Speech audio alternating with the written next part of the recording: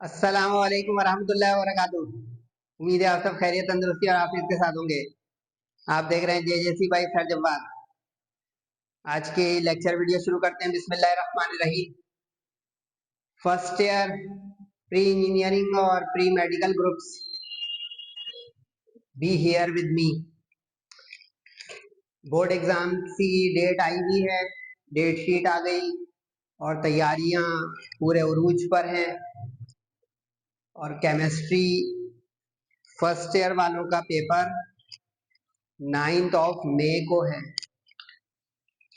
यानी बहुत ही करीब है मामला इम्तिहानात का। ये आपका पेपर है 9/5।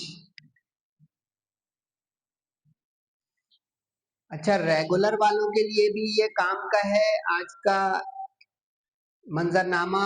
और इम्प्रूवमेंट फेलियर वाले जिनका 30th को है वो भी फायदा उठा सकते हैं सारा का सारा इम्पोर्टेंट का। ये रेगुलर वालों का है और 30 तारीख को फेलियर वालों का है, तो वो भी मुझे तवज्जो से देखने जिनका 30 अप्रैल को इम्प्रूवमेंट और फेलियर वालों का साथ होगा, यानी सप्ली वालों का, तो उनके लिए भी वीडियो वैलिड है। ठीक है, बस फेलियर इम्प्रूवमेंट वालों का ई शीट पर नहीं होगा, मैनुअल शीट पर होगा और पुराने पेपर पैटर्न पे होगा। Old paper pattern, new paper pattern पे नहीं होगा। ये सब नोट कर लें भाई, बहुत काम की बात है। ओल्ड पेपर पैटर्न और मैनुअल शीट।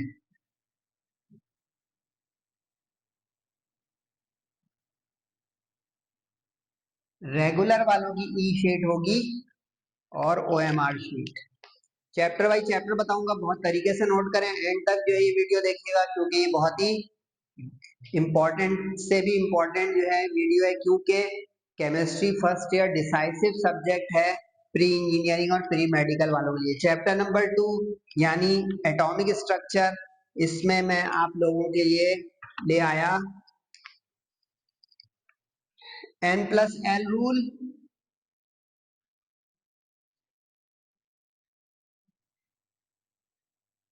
हर्ट्ज रूल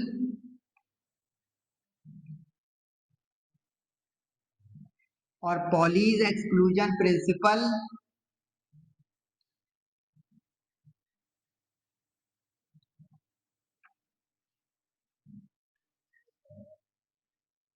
और इन सब की क्या चीज भाई? स्टेटमेंट्स। चैप्टर नंबर 3 यानी covalent bonding, shapes of molecules, इसमें है आपके लिए ammo diagram of nitrogen molecule,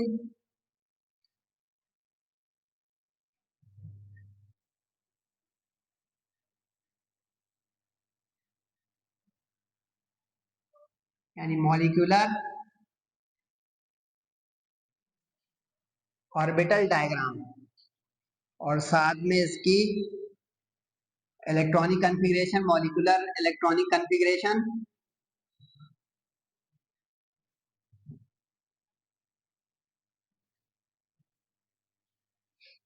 bond order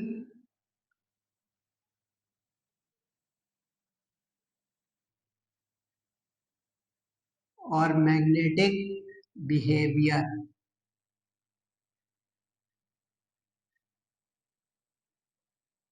ये आपको नाइट्रोजन के लिए पूरा करना है। उसके बाद इसी चैप्टर में डाइपोल मोमेंट,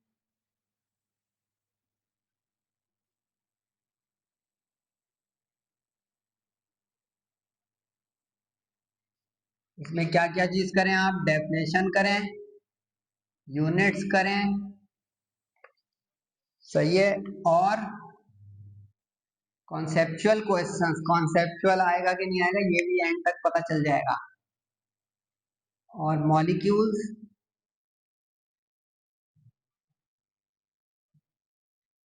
हैविंग डाइपोल और जीरो डाइपोल, इसकी रीजनिंग। ठीक है जनाब। चैप्टर नंबर 4 यानी state of matter 1, gaseous state. इसमें है डिफ्यूजन इफ्यूजन। डिफ्यूजन इफ्यूजन इसकी डेफिनेशंस और ग्राम्स ऑफ डिफ्यूजन।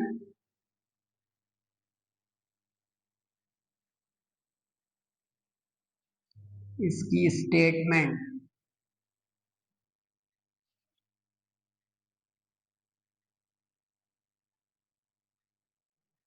सही है जनाब।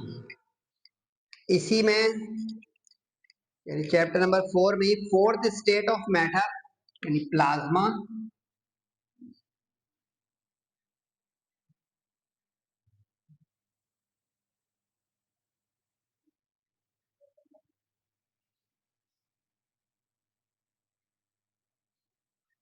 इसकी डेफिनेशन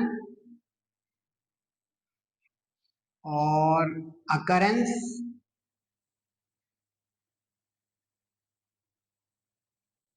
और प्रॉपर्टीज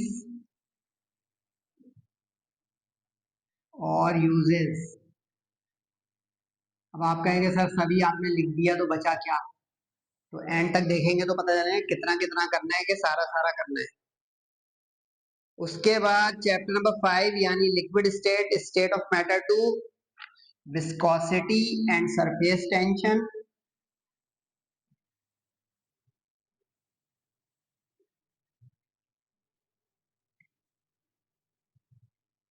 इन दोनों की डेफिनेशन, इन दोनों के यूनिट्स और इन दोनों के अफेक्टिंग फैक्टर्स।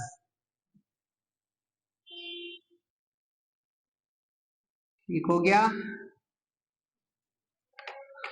चैप्टर नंबर 5 था ये। उसके बाद चैप्टर नंबर 6 यानी third state of matter solids. इसमें यूनिट सेल, इसकी डेफिनेशन और एक बड़ा ही तगड़ा सवाल है इसमें,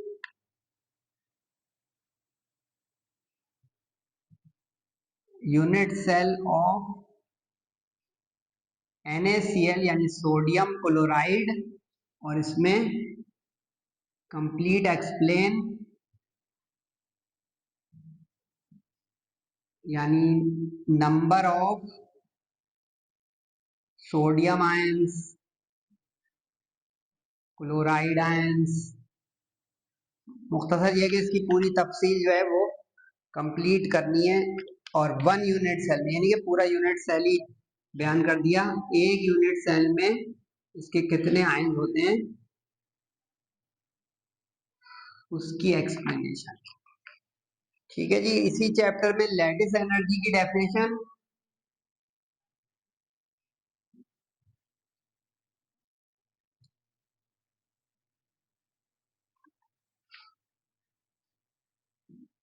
और साथ में इसके factors.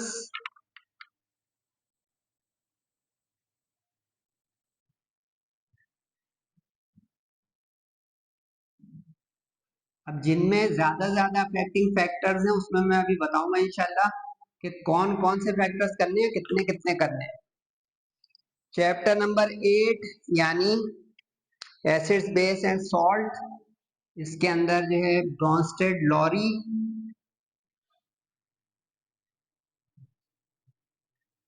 Concept of acids and bases,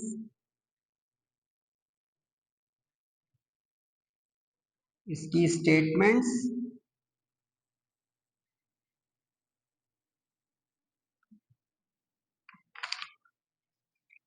और साथ में एक्सप्लेन भी। और फिर इसी के साथ कॉन्जुगेट एसिड बेस पेयर का एक्सप्लेनेशन एग्जाम्पल के साथ।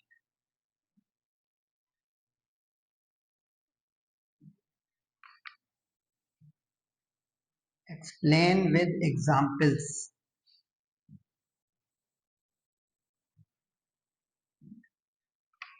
सही है जी। उसके बाद जनाब चैप्टर नंबर 9 यानी chemical kinetics, rate of reaction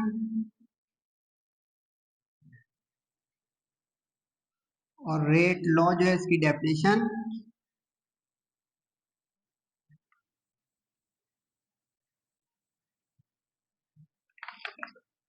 और फिर इसके बाद फैक्टर्स इन्फ्लुएंसिंग या affecting rate of chemical reaction.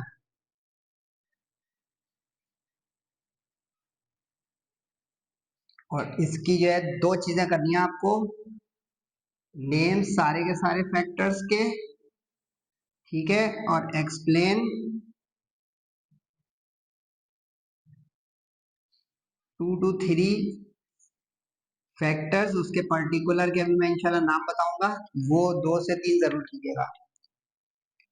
उसके बाद चैप्टर नंबर 10 यानी सॉल्यूशंस एंड कॉलॉइड्स, इसमें कॉलॉइडल सॉल्यूशन,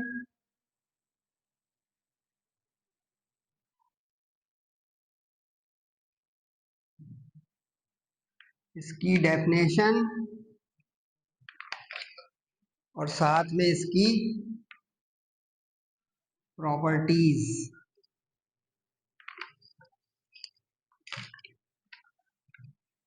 उसके बाद colligative properties of solution,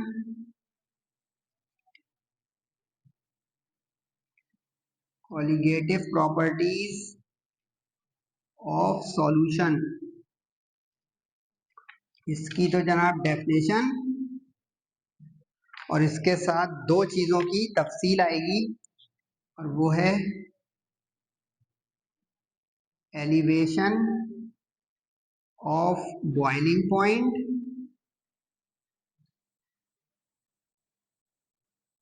and depression of freezing point.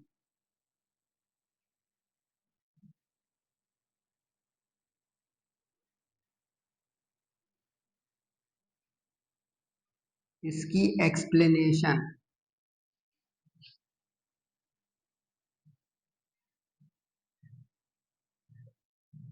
सही है जी। अब जो है बहुत काम की बातें हैं, उसके बाद ये रब करके मैं डिफरेंसेस इंपॉर्टेंट तरीन बताऊंगा, तो मेरे साथ रहें। अब इसमें क्या क्या करना है, किस किस में, ये जल्दी जल्दी नोट करें। N+L रूल, ये तो पहले में वाज़ा है कि सिर्फ स्टेटमेंट्स और कुछ भी नहीं। दूसरे में क्या क्या है, ब्रैकेट में वाज़ा है 3 चीजें इसकी, molecular orbital, electronic configuration, bond order, और मैग्नेटिक बिहेवियर से मुराद है कि ये डायमैग्नेटिक है या पैरामैग्नेटिक है। जैसे है डायमैग्नेटिक, उसकी वजाहत इंग्लिश में लिखी। सही है। डाइपोल मोमेंट में डेफिनेशन यूनिट्स, यूनिट्स दोनों। सही है। यानी इसका एसआई यूनिट भी जो कूलम मीटर होता है, और दूसरा इसका केमिकल यूनिट भी यानी डेबाई। और रीजन लाइक क्वेश्चंस के, जैसे for example CO2 has 0 dipole, इसकी रीजन दें, या H2O हैज डाइपोल, इसकी रीजन दें।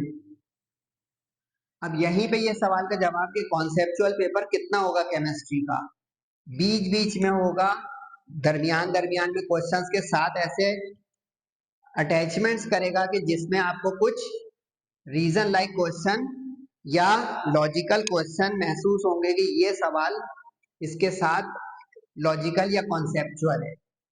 इन जनरल यूं समझें कि 10% से 15% तक लॉजिकल हो सकता है, इससे ज्यादा नहीं।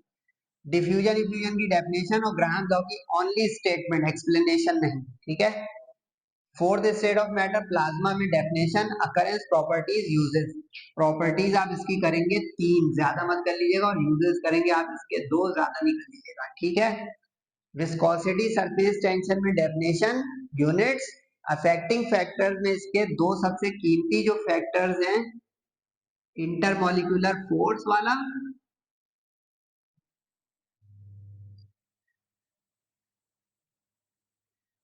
और टेम्परेचर वाला, ये वाले 2 फैक्टर्स कीजिएगा। दुनिया जहान के जो है फैक्टर्स मत कर लीजिएगा। ठीक हो गया। यूनिट सेल में वजाहत लिख दिए कि डेफिनेशन करनी है। यूनिट सेल ऑफ NaCl में number of ions, one unit cell की एक्सप्लेनेशन। ठीक है, इसमें डायग्राम नहीं बनेगी, विदाउट डायग्राम है, डायग्राम बनाने की फिक्र मत करने लग जाइएगा।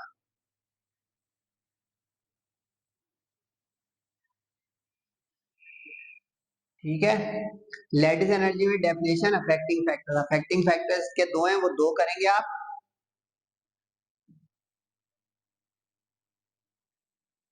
साइज ऑफ आयंस और चार्ज ऑन आयंस, ये दोनों फैक्टर करने हैं, इसके अलावा नहीं करने हैं। सही है। Bronsted Lowry concept of acid base में एक्सप्लेनेशन के साथ जाएगा। ये एक्सप्लेनेशन का मतलब है कि इसमें एग्जाम्पल भी आ जाएगी। ठीक है, और कॉन्जुगेट एसिड बेस में, अच्छा ये कॉन्सेप्चुअल है, इसमें वो दे भी सकता है कुछ इक्वेशन, कहेगा कि आइडेंटिफाई करो इसमें कौन सा कॉन्जुगेट एसिड है, कौन सा कॉन्जुगेट बेस है, इस तरह का सवाल इसमें, यानी रीजन लाइक भी आ सकता है। पॉसिबल है कि इक्वेशन एक दे दे और उसमें कह के बयान करो कि कौन सा कॉन्जुगेट एसिड है, कौन सा बेस।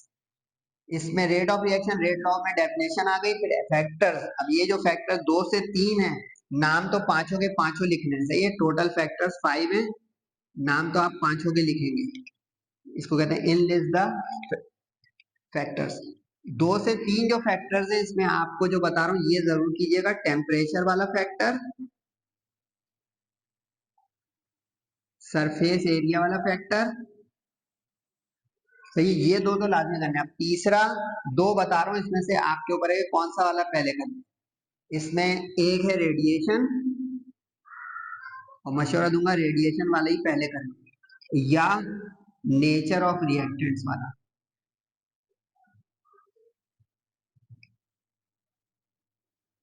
ठीक हो गया। कोलोइडल सॉल्यूशन में डेफिनेशन, प्रॉपर्टीज, प्रॉपर्टीज कम अज कम 3। ठीक है, कॉलिगेटिव प्रॉपर्टीज में डेफिनेशन, एलिवेशन और डिप्रेशन की एक्सप्लेनेशन वर्डिंग वाली, नो ग्राफ, ग्राफ के बगैर। यानी इसका मतलब इस पूरे में सिर्फ इस N2 मॉलिक्यूल के मॉलिक्यूलर डायग्राम के अलावा कोई भी क्वेश्चन डायग्राम वाला नहीं। सेक्शन बी, ये सेक्शन बी के लिए है, ध्यान रहे, किसी और जगह के लिए नहीं। अब कुछ स्टूडेंट का सवाल जो एक बता दूं जल्दी से रब करके, मैं डिफरेंसेस बताऊं कि सर इसमें आपने वो नहीं लिखा, वो नहीं लिखा, वो नहीं लिखा, वो इंपॉर्टेंट नहीं है। तो देखिए कुछ टॉपिक जो है सेक्शन बी और सी के लिए कॉमन होते हैं, तो वो यहाँ नहीं लिखा है। लॉन्ग की वीडियो जा चुकी है, वो जाके देख लें। फिजिक्स के लॉन्ग शॉर्ट दोनों की जा चुकी है, वो देख लें। तो अब आपके पास पूरा मंजरनामा बोर्ड के पेपर की तैयारी का आ रहा है, तो इससे आप फायदा उठा लें। अब जैसे एक स्टूडेंट कह रहे सर ऑक्सीजन नहीं लिखा आपने, तो अब आप अगर बॉडी बिल्डर किसी के स्टूडेंट हो, पोजीशन होल्डर हो, पूरी तैयारी कर चुके हो, बोर हो रहे हो, तो ऑक्सीजन को भी ऐड कर लो, यहाँ पे लिख लो। सही है, क्योंकि मोस्ट इंपॉर्टेंट लिखा हुआ है, इंपॉर्टेंट तो 10 और निकल सकते हैं। और इसकी आप काउंटिंग करोगे, नियरली 12 क्वेश्चन है, टोटल 12।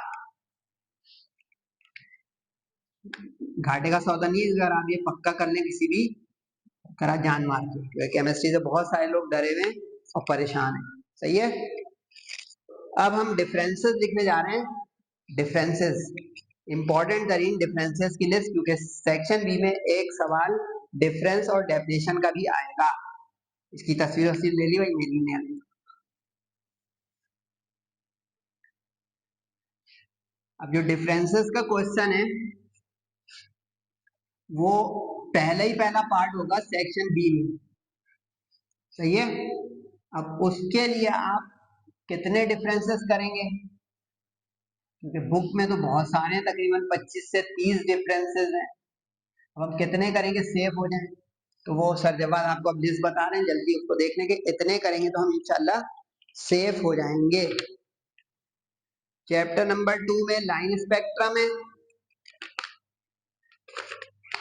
और कंटिन्यूअस स्पेक्ट्रम है।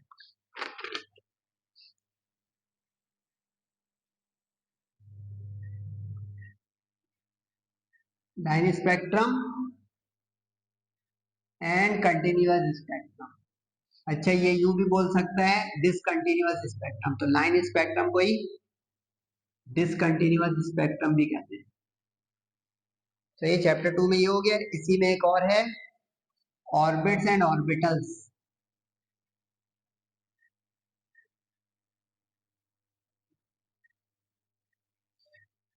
और इसी में एक और है natural and artificial radio activity.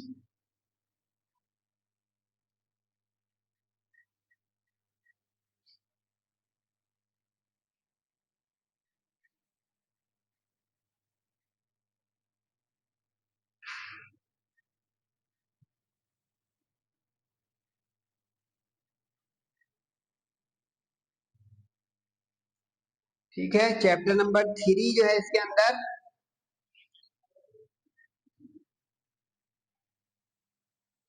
Valence bond theory,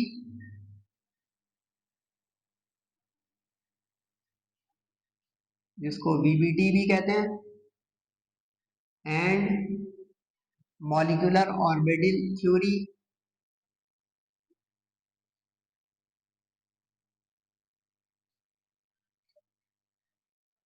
जिसको मॉट भी कहते हैं, यानी एमओटी, जो भी हमने उसके लिए नाइट्रोजन के लिए लिखा था। सही है। उसके बाद जो है जनाब एक रह गया मुझसे चैप्टर नंबर 2 में Lyman series and burner series, जो हाइड्रोजन एटम स्पेक्ट्रा में।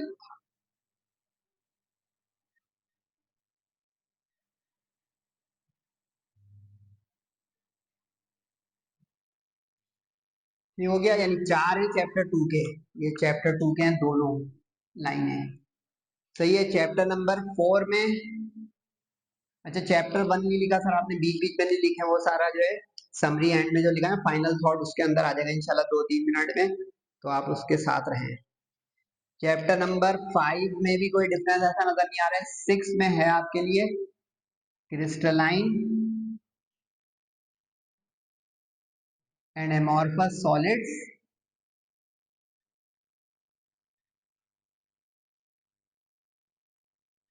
और पॉलीमॉर्फिज्म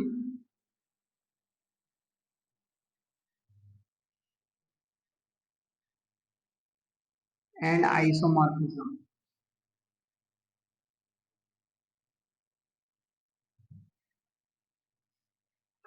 सही है जी। चैप्टर नंबर 6 था ये। इसके बाद चैप्टर नंबर 6 में ही एक और है कोवेलेंट एंड आयोनिक सॉलिड्स।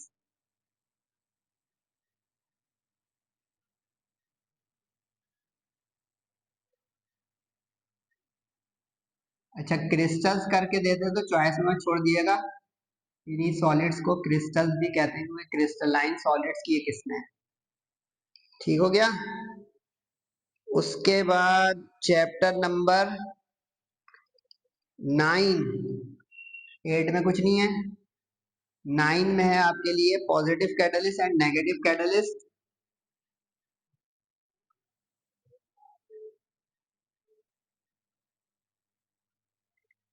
जिसको प्रोहिबिटर भी कहते हैं, एंड नेगेटिव कैटलिस्ट,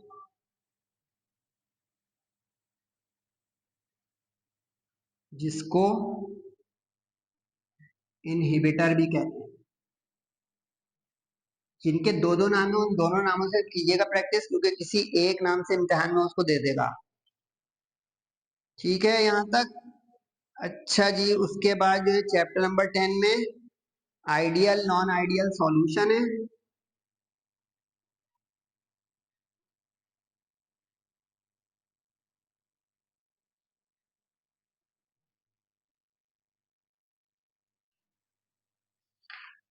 और एक है मोलैरिटी एंड मोलैलिटी। अच्छा आपको मोलैरिटी मोलैलिटी चैप्टर 8 में भी मिल जाएगा, किसी भी एक जगह से आप कर लेंगे तो खैर है।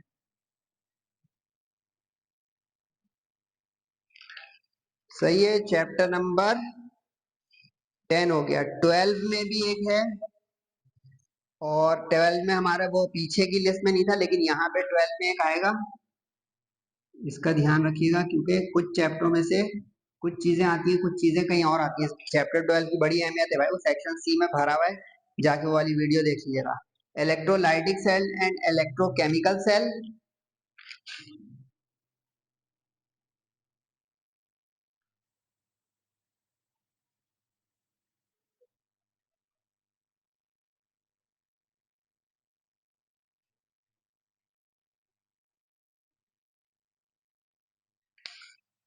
और इसी के साथ प्राइमरी और सेकेंडरी सेल।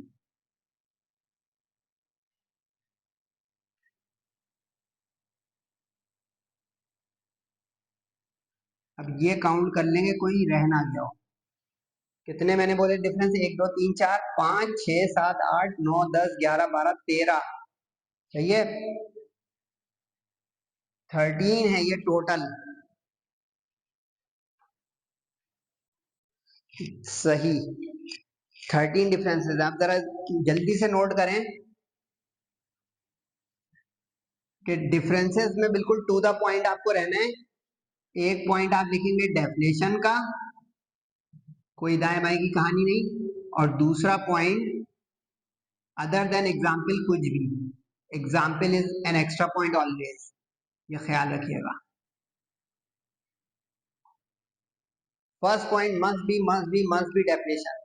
यानी सेक्शन बी का है, दो करने होंगे डिफरेंस तीन में से, तो दो दो 4 नंबर, तो 2 पॉइंट का एक नंबर, 2 नंबर, 2 पॉइंट के 2 नंबर। कोई दाएं बाएं की बात नहीं, कोई लंबी चौड़ी कहानी नहीं। सही है। मशवरा ये है कि ये सवाल और करके डिफाइन के साथ आएगा, लेकिन डिफाइन के 30-35 इंपॉर्टेंट निकल जाएंगे, उसकी मुझसे काइंडली वीडियो बनाने मत बोलिएगा।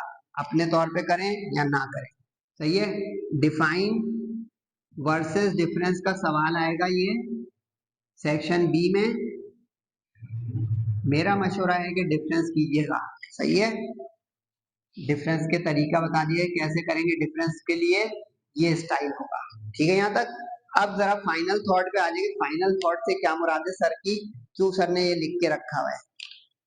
फाइनल थॉट ये है बेटा कि सेक्शन बी का मंजर क्या है। हमने वैसे मॉडल पेपर अपलोड किया हुआ, उसकी तफसील बताई हुई। यहाँ पे फाइनल थॉट का मतलब फाइनल वीडियो इस सेंस में कि केमिस्ट्री के अब कॉलेज प्रीलियम विलियम जा रहे हैं, वो जाएंगे इम्पोर्टेंट दी एंड, वरना आप टारगेट गैस पेपर जेजेसी के इस व्हाट्सएप नंबर पे मंगवा लें।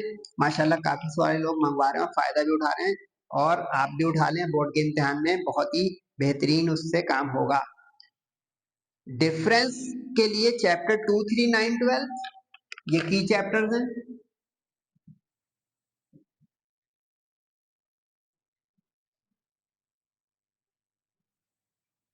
यानी मैंने बहुत सारे चैप्टरों के लगाए, लेकिन पहले उन 4 चैप्टरों के इसमें जितने आ रहे हैं, तो उससे ये होगा कि आपके 13 जो डिफरेंसेस हैं थोड़े से और कम हो जाएंगे। कि पहले आपने उन की चैप्टर्स को कर लिया, क्योंकि देखिए एक की चॉइस होगी, तो कांटा आपका इन 4 चैप्टरों में से 2 का इंशाल्लाह अल्लाह ताला की रजा से फंस जाएगा। एक तो ये हो गई भाई फाइनल थॉट। उसके बाद जो है ये है दूसरी फाइनल थॉट के 4 क्वेश्चन ऐसे होंगे सेक्शन बी में जो प्योर थ्योरी के क्वेश्चन होंगे। अब जो रटने वाले जरा अपने कान खड़े कर लें। जबकि सेक्शन बी में हमें करने कितने बेटा पता है आपको? वेरी गुड, 10 में से 9। तो देखिए 4 पार्ट करेंगे तो 5 पार्ट न्यूमेरिकल उठाने पड़ जाएंगे। क्या करेंगे भाई? तो ये हो गई खतरनाक खबर। यानी कि 4 थ्योरी क्वेश्चन होंगे, 6 न्यूमेरिकल क्वेश्चन होंगे सेक्शन बी में। डिसाइसिव और विनिंग ट्रॉफी वाले न्यूमेरिकल्स को बहुत अच्छे तरीके से करें, इस चीज का भी ध्यान कर लें। एक और चीज आ गई, सही है। 6 न्यूमेरिकल क्वेश्चन होंगे, 10 हो गए। लेकिन जो 6 न्यूमेरिकल क्वेश्चन होंगे, 3 उसमें से ऐसे होंगे जिसके साथ वो डिफाइन का तड़का लगाएगा। ये सब अंदर की बातें बता रहा हूँ, इसको बिल्कुल पक्का करना शुरू कर दे। जैसे मिसाल मिटा दी है, लेकिन दिमाग से बता रहा हूँ। जैसे डिफाइन इफ्यूजन, उसके साथ ग्राहम लॉ का न्यूमेरिकल। सही है। इसी तरह जो मिसाल के तौर पर स्टेट पॉलीज एक्सक्लूजन प्रिंसिपल, उसके साथ इलेक्ट्रॉनिक कॉन्फ़िगरेशन। कुछ लोग इलेक्ट्रॉनिक कॉन्फ़िगरेशन को न्यूमेरिकल बोलते हैं या नहीं बोलते हैं, मैंने उसको मैथमेटिकल साइड पे काउंट किया हुआ है। तो अब ये विद डिफाइन वाला जो है उस तरह के सवाल, डिफाइन मोलैलिटी और उसके साथ उसका जो है न्यूमेरिकल। समझ रहे हैं? तो ये हो गई बारीकी। और बारीकियों की तरफ हम आ जाते हैं। और बारीकी है बेटा इसमें कि 2 थ्योरी के क्वेश्चन ऐसे होंगे जिसमें और होगा।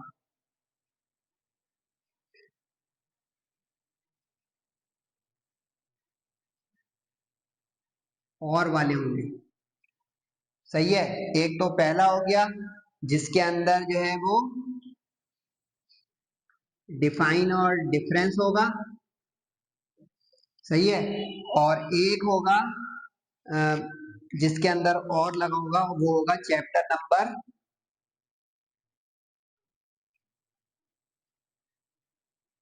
5 और 6 का। और ये थ्योरी का बताया मैंने। ठीक है, बारीकियां आ रही है बेहतरीन किस्म की।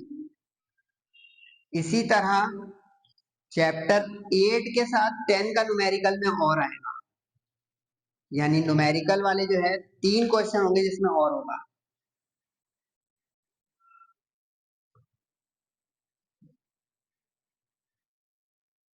अब 3 जो होंगे उसमें एक जो होगा वो चैप्टर नंबर 8 के साथ 10 का और लगेगा न्यूमेरिकल। ठीक है। 4 का 4 के साथ ही लगेगा। ठीक है। और 7 का 9 के साथ लगेगा। बड़ी काम की बातें चल रही है बच्चों, आप लोग चले गए तो अच्छा नहीं किया आपने। अब इस तरह आपको पता चला कि 5 सवालों में और होंगे, 5 सवाल में और नहीं होंगे। अब जरा इसमें और बारीकी के जिसमें और नहीं होंगे वो डू और डाई बन जाएगा मेरे लिए। सही है, डू और डाई बन जाएगा। ये भी फाइनल थॉट वाली जगह पे लिख लें आप कि इसको खतरनाक निशान लगा देते हैं किसी और रंग से। चैप्टर नंबर 11 का न्यूमेरिकल। ठीक। चैप्टर नंबर 3 की थ्योरी। ठीक। उसके बाद चैप्टर नंबर 9 की थ्योरी। ठीक। और एक बचा जिसमें और नहीं होगा, चैप्टर नंबर 1 का न्यूमेरिकल। ये वो खतरनाक जोन है जिसमें आप बहुत ही चौकन्ना रहे प्यारे बच्चों। ये विदाउट और है, ये डू और डाई है। जैसे चैप्टर 1 में लिमिटिंग रिएक्टेंट का या स्टेचोमेट्री का इनमें से किसी का न्यूमेरिकल आ गया, आर या पार, करो या मरो। चैप्टर 11 हीट ऑफ फॉर्मेशन का आ गया या हीट ऑफ कंबशन का आ गया, करो या मरो। चैप्टर 3 में थ्योरी प्योर, जैसे ये अभी बताया था नाइट्रोजन की मॉलिक्यूलर ऑर्बिटल वाली या डाइपोल की आ गई, करो या मरो। चैप्टर 9 में फैक्टर्स अफेक्टिंग आ गया या इस तरह से कोई एक्टिवेटेड कॉम्प्लेक्स आ गया। आप देखें कैटलिस्ट वाला एक्टिवेटेड कॉम्प्लेक्स या होमोजीनियस और हेट्रोजीनियस कैटालाइसिस यहाँ नहीं लिखा है, वो सेक्शन सी में लिखा हुआ है मैंने। तो सी के कुछ क्वेश्चन इधर और इधर के उधर जा सकते हैं, सिर्फ डिफरेंस दी जाएगा सेक्शन सी में उड़कर। न्यूमेरिकल 2 जो है वो चैप्टर 7 के और चैप्टर 12 के आएंगे सेक्शन सी में, यानी उधर के न्यूमेरिकल उड़ के इधर नहीं आएंगे, इधर के उड़ के उधर नहीं आएंगे। चैप्टर 7 का न्यूमेरिकल उधर आएगा यानी कि केमिकल इक्विलिब्रियम का, और चैप्टर 12 का आयन इलेक्ट्रॉन वाला। सही है। थ्योरी इधर उधर शफल हो सकती है, इसका तैयार है। इसलिए शॉर्ट लॉन्ग मिलाकर जो मैंने पैकेज दिया है 2 अलग वीडियोस में, उसका लगा लें घोटा। तो इंशाल्लाह अल्लाह ताला की जात से उम्मीद है कि आपका बेड़ा इंशाल्लाह बेहतरीन अंदाज में A1 ग्रेड के तरीके से पास होगा। अब ख्याल रहे कि जो इम्प्रूवमेंट फेलियर वाले हैं वो इस चीज को ना देखें, वो सिर्फ उधर ही उधर देख के बस घोटा लगाना शुरू कर दें, रटना शुरू कर दें, पक्का करना शुरू कर दें कि क्या क्या हम करें और क्या क्या ना करें, क्योंकि ये पेयरिंग स्कीम फ्रेश स्टूडेंट्स के लिए 2026 के जो मॉडल पेपर है उनके लिए है। इम्प्रूवमेंट और फेलियर वाले अपने पुराने पेपर पैटर्न पे पेपर देंगे। थोड़ा सा रिमाइंडर दे देता हूँ आधे मिनट में। इसका मतलब है कि इनको 14 में से 9 पार्ट करने होंगे और सेक्शन सी जो होगा उनका वो ए बी वाला होगा, 3 में से 2 करने होंगे। ये सेक्शन बी का मंजर होगा। आप ख्याल रहिए ये फ्रेश है, किचमिच नहीं हो जाए, और ये इम्प्रूवमेंट्स वाले। सही है। और जो सेक्शन सी की वीडियो उसमें मैंने बता दिया होगा कि सेक्शन सी में कितने कितने सवाल करने हैं। तो ये मैंने पूरा मंजरनामा बता दिए, कुछ मिस नहीं हुआ। ठीक है।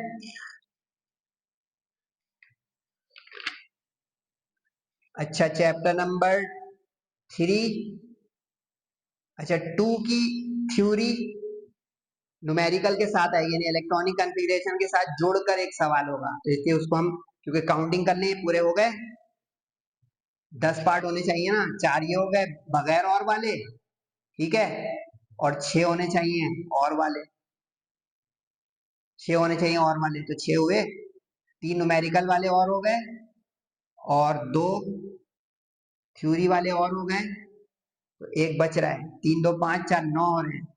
10वां जो है चैप्टर नंबर, आधा मिनट लगेगा लेकिन कोई टेंशन की बात नहीं है, खैर।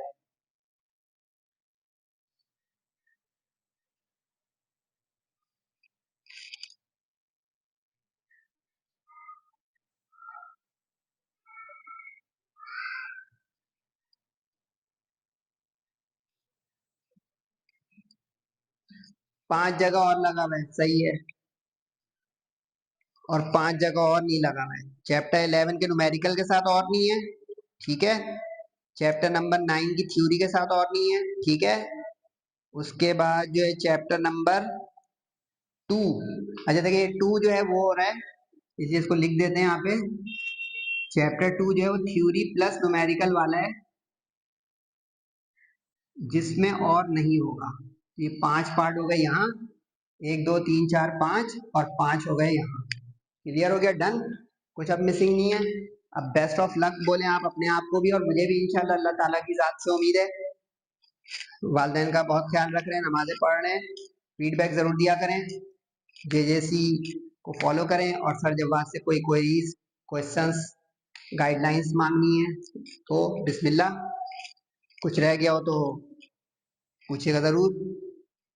दुआओं की दरखास्त है। अस्सलाम वालेकुम वरहमतुल्लाह।